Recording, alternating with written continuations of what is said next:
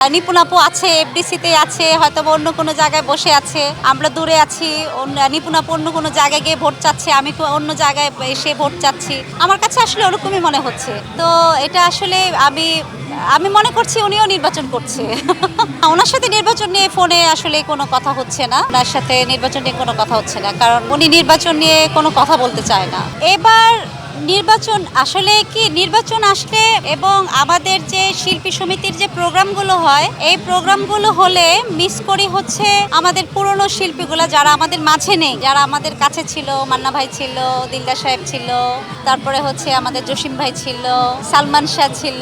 আসলে ওনারা থাকলে একটা পিকনিক, তারপরে হচ্ছে নির্বাচনে তখনকার মজাটা একটু অন্যরকম ছিল। এবি পলির মানে বুদ্ধিমানরাই জানে। A B poly UPVC pipes and fittings টিকবে যুগের পর যুগ।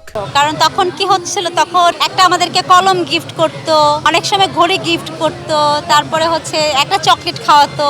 তো এরকম মানে নির্বাচনের সময় এরকম স্মৃতিগুলো আসলে মনে পড়ে যে ওই সময়টা আসলে ওই সময়টা এখন নেই। আর নির্বাচন যতবারই করছি ততবারই দেখছি তত কঠিন হয়ে যাচ্ছে, যতবারই নির্বাচন করছি ততবারই কিন্তু এর চেয়ে বেশি বেশি কঠিন হচ্ছে। এখনো পরিকল্পনা করিনি, আগে আসি।